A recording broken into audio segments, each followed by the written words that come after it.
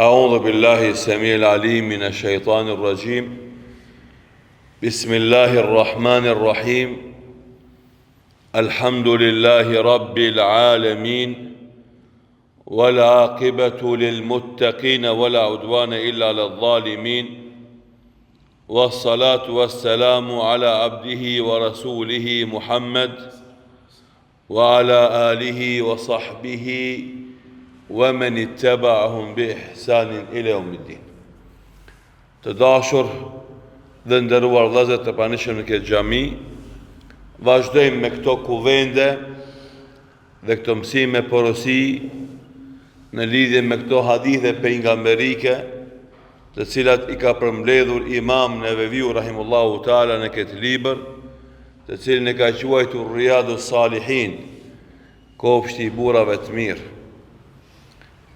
ku ka grumbulluar ajete nga Kurani fisnik dhe hadithe të pejgamberit sallallahu alaihi wasallam, me të cilat janë ndriçon besimtarit udhëtimin e tij drejt Allahut subhanahu wa taala. Edhe sot jemi në hadithin 665 me radhë, që nga fillimi i librit, hadithi i tretë në këtë kapitull, ku Imam Neveviu rahimahullahu taala thotë: وعن عبد الله ابن عمر بن الخطاب رضي الله عنهما قال: سمعت رسول الله صلى الله عليه وسلم يقول: من خلع يدا من طاعة لقي الله يوم القيامة ولا حجة له، ومن مات وليس في عنقه بيعة مات ميتة جاهلية. رواه مسلم. وفي رواية له: ومن مات وهو مفارق للجماعة فإنه يموت ميتة جاهلية. نرفان عبد الله ابن عمر ابن الخطاب رضي الله عنه i cili thot: kam dëgjuar pejgamberin sallallahu alaihi wasallam duke thonë: kush e largon dorën nga beslidhja dhe respekti ndaj pejgamberit sallallahu alaihi wasallam, ditën e kiametit e takon Allahun pa argument. Kush vdes dhe nuk ka qafën e tij beslidhje, ai njeri vdes me vdekje të xahilietit. Transmetimin tjetër të Imam Muslimi qëndron: ai që vdes i larguar nga xhamati vdes me vdekje të xahilietit. Këto hadithe Imam Neveviu rahimahullahu taala i ka sjell për të vërtetuar teorinë dhe konstatimin e tij se në momenti që muslimanët jetojnë në një shtet ku i pari i tyre është musliman dhe i qeveris ata me sheriatin Allahu dhul xhelal, muslimanët e kanë detyrë dhe obligim të japin beslidhjen atij, ta ndëgjojnë atë që thot ai dhe t'i binden asaj që ai e urdhnon. Dhe se kështu muslimani kur shkon te Allahu dhul xhelal ka argument para Allahut për këtë qëndrim të tij dhe vdes si musliman i vërtet. Në të kundërtën, kush jeton në një shoqëri muslimane e qeverisur nga një kryetar musliman, i cili e udhëheq atë shoqëri dhe atë shtet me sheriatin Allahu dhul xhelal, dhe ky si musliman nuk i e beslidhje atij dhe nuk i bindet atij dhe vdes, e takon Allahun e madhëshëm pa argument.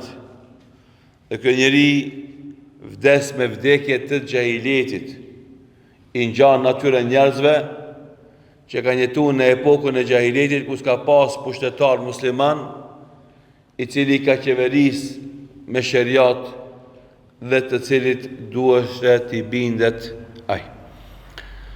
Sidoqoftë na jemi në fundin e sqarimeve të këtij hadithit, në porosin e Hudhejfe ibn Jemanit radiallahu anhu, i cili e ka vetë pejgamberin sallallahu alaihi wasallam për sherrin, për të keqen, në një kohë kur njerëzit e pyetshin për të mirën.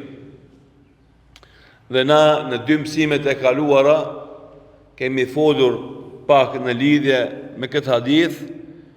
E mësimin e fundit arritëm tek pjesa ku Hudhaifi ibn Yaman radiallahu anhu i tha pejgamberit sallallahu alaihi wasallam pas sherrit i cili vjen pas khejrit ton, khejrit pejgamberit sallallahu alaihi wasallam, a do ketë khejr tjetër të dytë?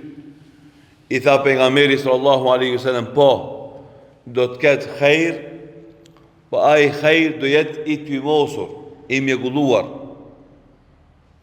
Edhe e përfunduam dje mësimin duke treguar se sa më larg burimit, aq më i papastër është uji. Edhe andaj khejri i madh edhe khejri i pastër është khejri i cili ka ardhur në kohën e pejgamberit sallallahu alaihi wasallam. Dhe për këtë arsye ne si musliman që jetojmë shekullin e 15 hijretit, 1448 vite pas hijretit pejgamberit sallallahu alaihi wasallam. Çka themi na sot, nëse duam që Islami jon tjetë i dobishëm të Allahu Dhul Gjelal për ne, duhet të ndjekim atë Islam burimor që ka qenë i pranishëm në kohën e pejgamberit sallallahu alaihi wasallam. Në atë që kanë vepruar sahabët, shokët e pejgamberit sallallahu alaihi wasallam dhe muslimanët e brezave të ardhur. Ajo ka qenë koha e Islamit të pastër, e Islamit të qartë, e Islamit pa paqartësi, pa mjegulli dhe pa tymosje.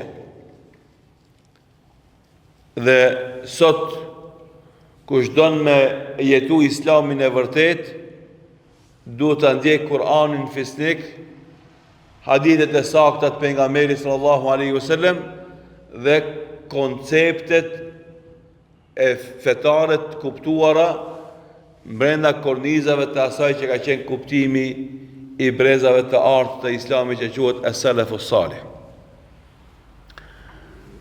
Dhe çdo formë e Islamit që vjen më vonë, aty ka tymosje, edhe në kuptimin medhebor të fesë. Medhebet janë një kontribut jashtëzakonisht i madh për të shërbyer dhe për ta letuar kuptimin e fesë. Mirë po, të gjitha medhebet brenda vetes kanë qëndrime dhe konstatime të cilat vijnë ndesh me Kur'an dhe Sunet. Dhe se kjo është ai tymi për cilën foli pejgamberi sallallahu alaihi wasallam. Edhe andaj qasja e sakt, edhe e vërtet, edhe që besimtari duhet të bën ibadet Allahun me te është dietarët musliman të ndjekin Kur'anin dhe Sunetin si pas kuptimit të selefit dhe ajo që është argument i vërtet me qenë medhebi atyre ulemave. Jo fjalët e dietarëve me gjithë pozitën e lartë që kanë të merret verburazi, symbylurazi, të ndiqet edhe nëse ai vjen kundërshtim me ajetin kuranor apo hadithin e pejgamberit sallallahu alaihi wasallam. Edhe kjo thirrje që insistojmë në të, është thirrje të cilën kanë insistuar të gjithë ulemat brez pas brezi, në momentin kur e kanë pa se medhebi është shëndruar në qëllim vete dhe nuk është u vazhdu me qenë mjet. Brezat e parë të Islamit, në kohën kur janë themelu medhebet, ato e kanë pas një qëllim. Qëllimi ka qenë të janë mjet me të cilin neve ndihmohemi në kuptimin e Kur'anit dhe Sunetit. Me kalimin e kohës, medhebi është shëndur në qëllim, që na o dhe ndjekim medhebin o do të gabojmë në fe, ose do të dalim për fesë. E ulemat pasaj çdo gjenerate kanë thonë kjo nuk është e saktë. Nuk është krahasimi a Kur'ani e Suneti a madhhebi.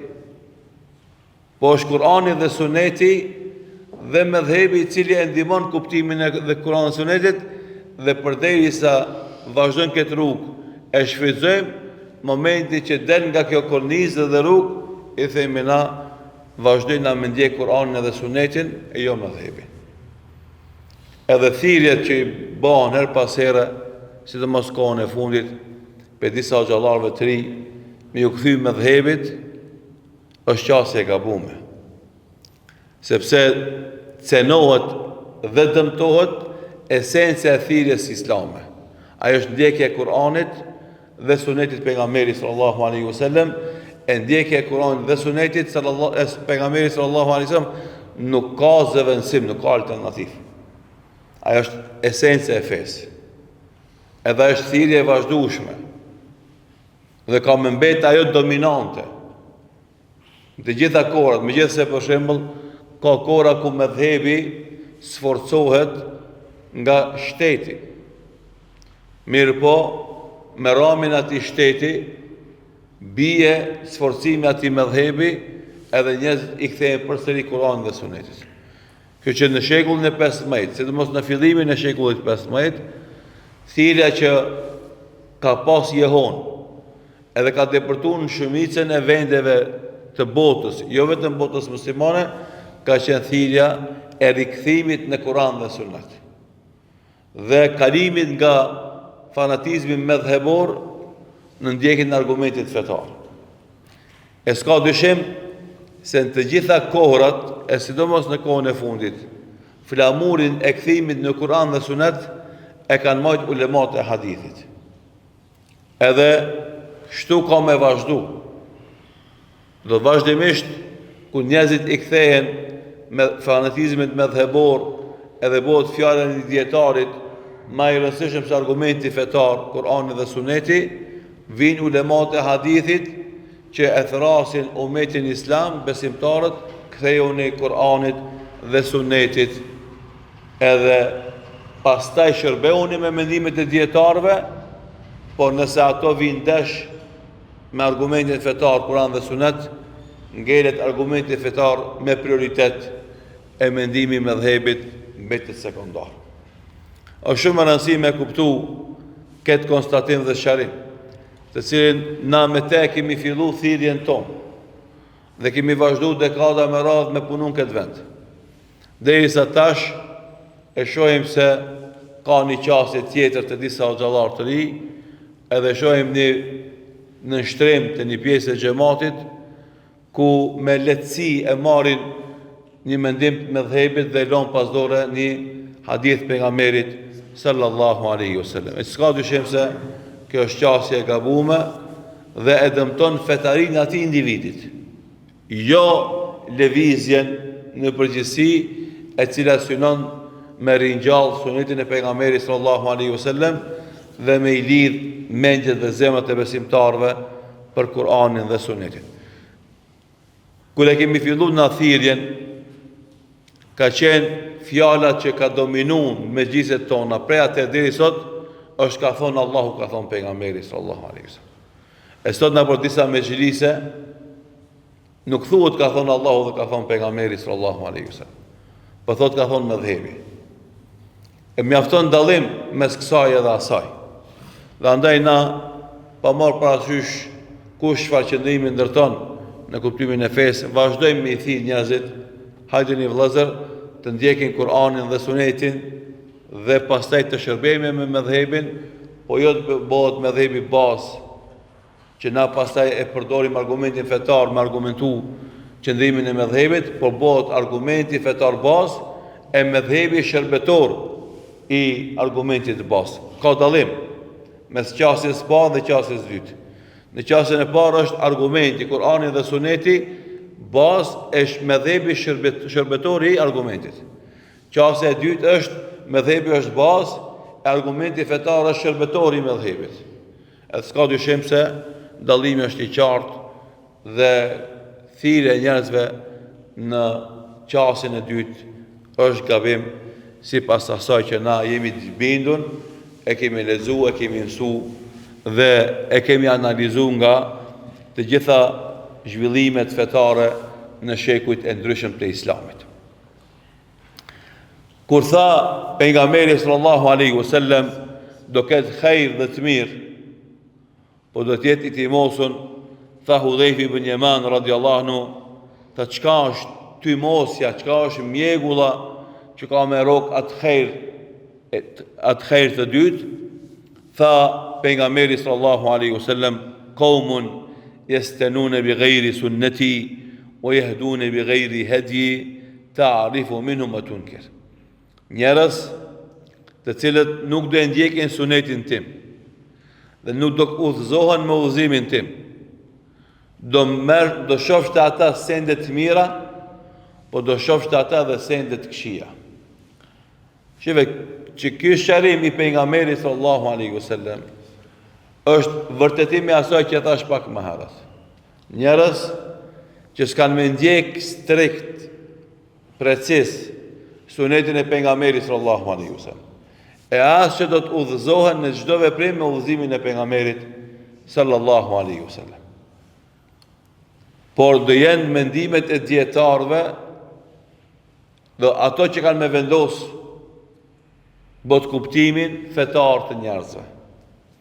E s'ka dyshim se kjo është shejtimi për cilën flet pejgamberi sallallahu alaihi wasallam. E na, nëse dojmë të jemi të pastër për atij tymit, duhet me qenë shumë të vëmendshëm dhe të kujdesshëm në ndjekjen e sunetit të pejgamberit sallallahu alaihi wasallam dhe udhëzimit të tij. Pse? Sepse gjithmonë ka qenë dhe ka me qenë khairul hadyi Muhammedi sallallahu alaihi wasallam. Udhëzimi më i mirë është udhëzimi i pejgamberit sallallahu alaihi wasallam. Për të gjitha smundjet, për të gjitha problemet, për të gjitha dilemat, për të gjitha paqartësitë, neve na mjafton Kur'ani dhe suneti i pejgamberit sallallahu alaihi wasallam. Normalisht edhe një herë po them, qëndrimet, sqarimet e ulemave na ndihmojnë neve në kuptimin e Kur'anit dhe sunetit. Edhe vazhdimisht kështu ka qenë. Por ato se kanë zëvendësuar Kur'anin dhe sunetin. E kanë ndihmuar kuptimin e Kur'anit dhe sunetit. Edhe andaj duhet vazhdojmë edhe të jemi të vendosur në këtë rrugë dhe të mos bëjmë veprime të cilat në hapat e para mundën duken se nuk bëjnë dëm, edhe se janë normale, edhe se janë brenda kornizave të Kur'anit dhe sunetit. Po na fat gjatë e kthejnë situatën në fillim, në keq zbatimin e medhhebit edhe zëvendësimin e Kur'anit dhe sunetit me ndjekjen dhe pasimin strikt të një medhhebi. Normalisht është debat i madh që bëhet mes hoxhallarëve të kaluar edhe sot kjo temë, po përderisa të na tani ka kësi lloj çështjesh të reja, na llogarisim veten si detyruar për me dhënë kësharim për më kuptu çështja dhe koncepti jon, se na ashtu si kemi filluar vitet 80-ta, e 90-ta, vazhdojmë në njëjtën rrugë me ndjek deri sot. Dhe e kemi zgjedhë këtë rrugë sepse kemi qenë të bindur edhe jemi akoma të bindur se kjo është rruga më e mirë. Dhe se të gjitha çështjet tjera, si të kaluarën, si sot që janë shfaq, na i kemi llogarit gabuara dhe i llogarisim gabuara. Dhe normalisht e jona është mi këshillu muslimant me atë që është më e mira.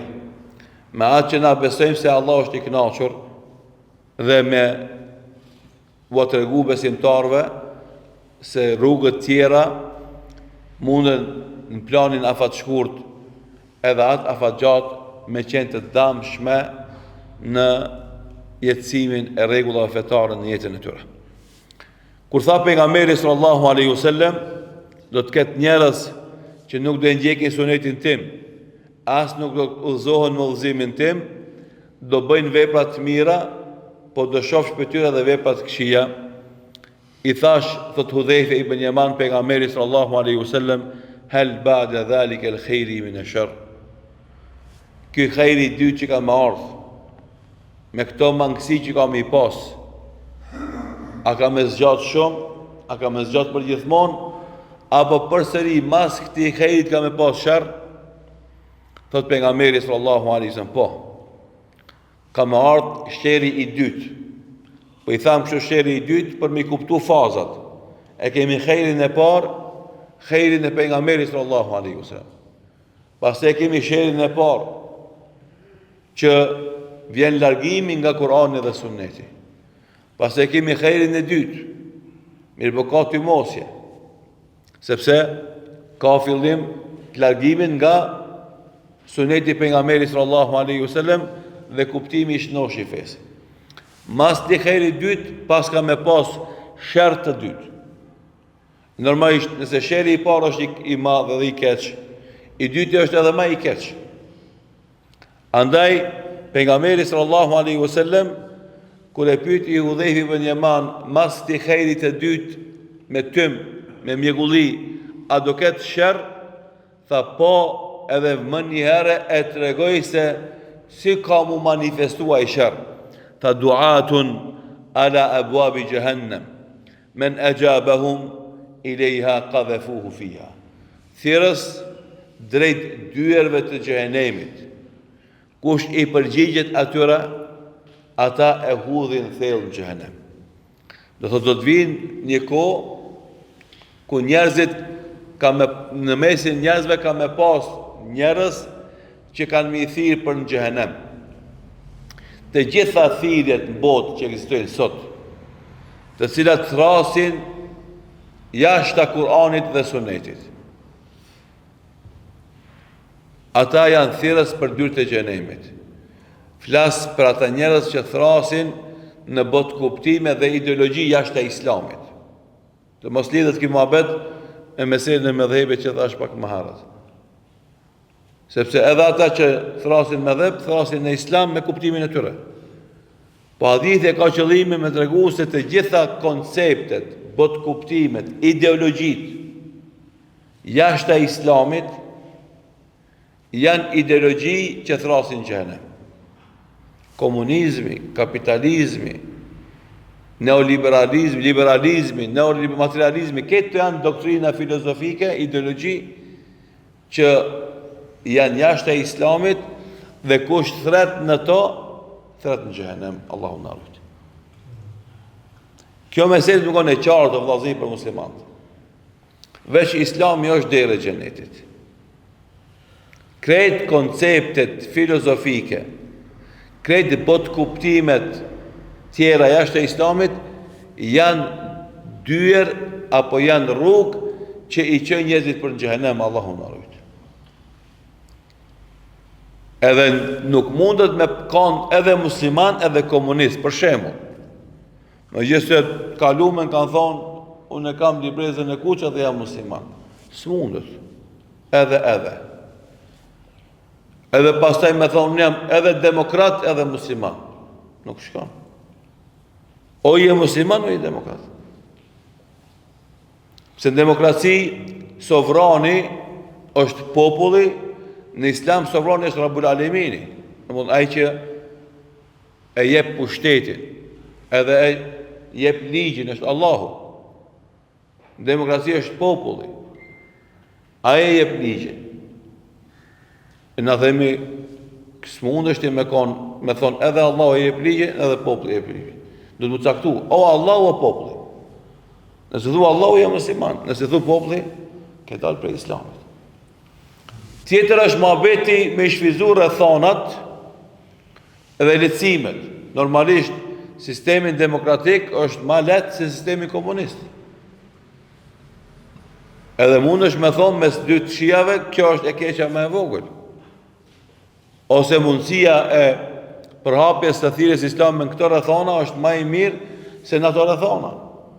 Ama mi bo bashk, nuk bohëm bashk dy të kundërtat.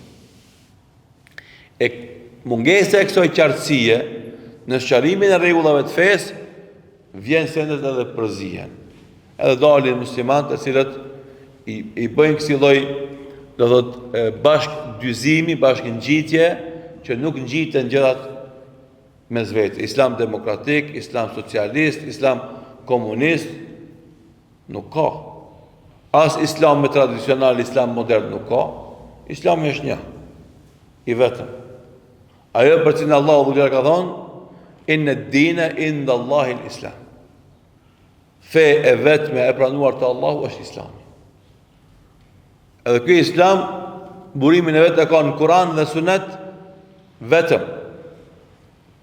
Dhe pastaj normalisht shërbehemi na me shërimit e dietarëve për të na u bë më i qartë Kur'ani dhe Suneti, jo për të zaventu kuptimi bazë i Kur'anit dhe Sunetit me kuptimin e dietarëve. Asnjëherë.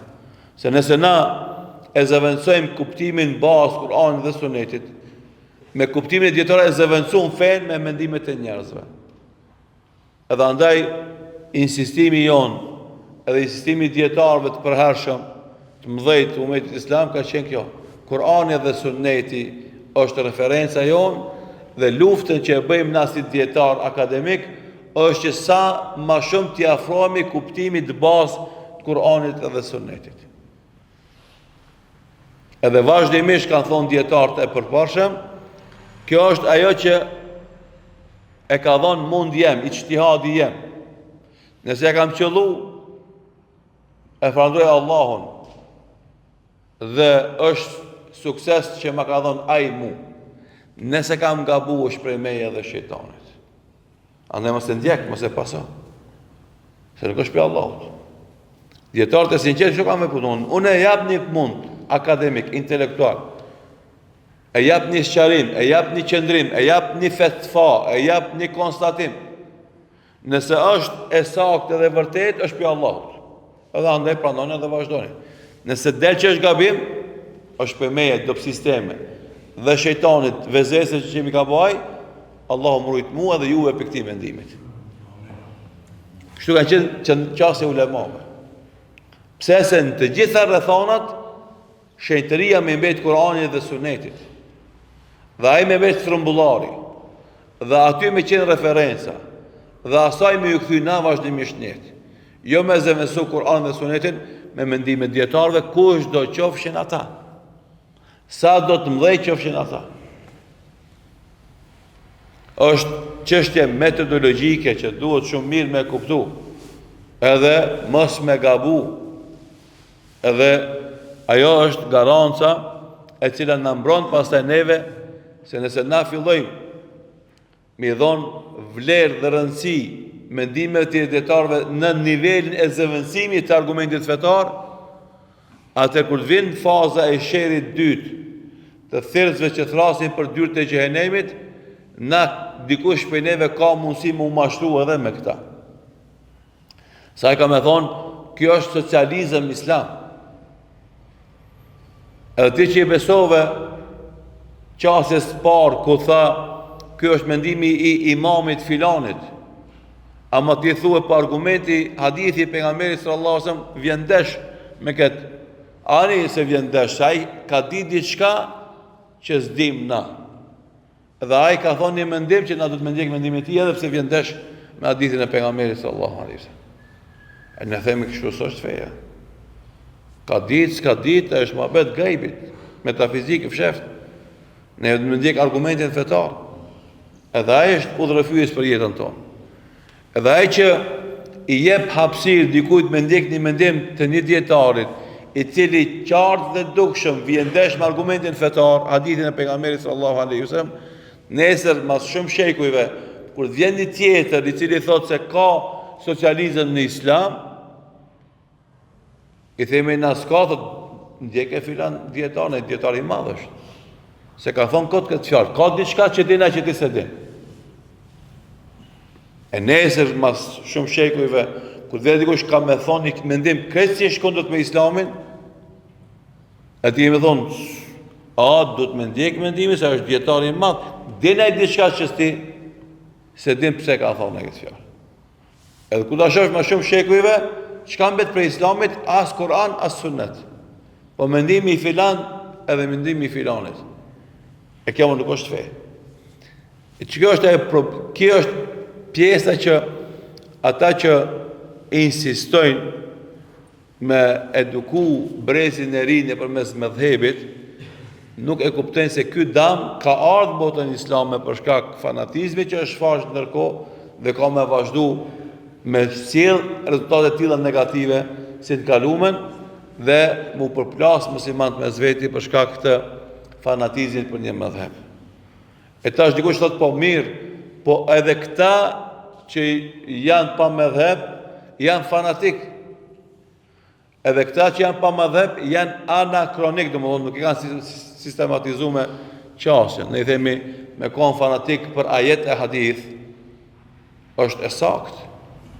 E s'krahasohet me atë që është fanatik për mendimin e filanit dietarit apo filan imamit. Me gjithë respektin për atë dietar dhe atë imam, ngeret ai dietar, njeri. E fanatizmi janë të me kon për argumentin, se argumenti është I shenjtë. Kurani dhe Suneti, jo mendimi I dietarit. Andaj kjo është çështje metodologjike, menhexhore, që duhet me kuptu qartë muslimant, edhe me qenë të vëmendshëm e të vetëdijshëm, edhe me kuptu pse na insistojmë këtë mendim, edhe këtë menhexh, e pse dikush prej xhallarëve të ri ndjek menhexh edhe mendim tjetër në këto mesele. Për këtë sqarim që japim edhe shumë sqarime tjera që normalisht u vjen radha me I sqaru në mezhliset e ardhshme inshallah taala. Këtu e përfundojmë këtë mësim duke lutur Allahun e Madhëshëm të na dijë të dobishme dhe vepra të mira, na jap sinqeritet në fjalë dhe vepra, dhe ashtu si na ka mbledhur në këtë xhami për të mësuar këto hadithe të pejgamberit sallallahu alaihi wasallam. Allahu I Madhëshëm na bashkoft me Muhammedin sallallahu alaihi wasallam jannatul firdaus. Wallahu ta'ala a'lam. Sallallahu ala Muhammedin wa akhiru da'wana alhamdulillahi rabbil alamin.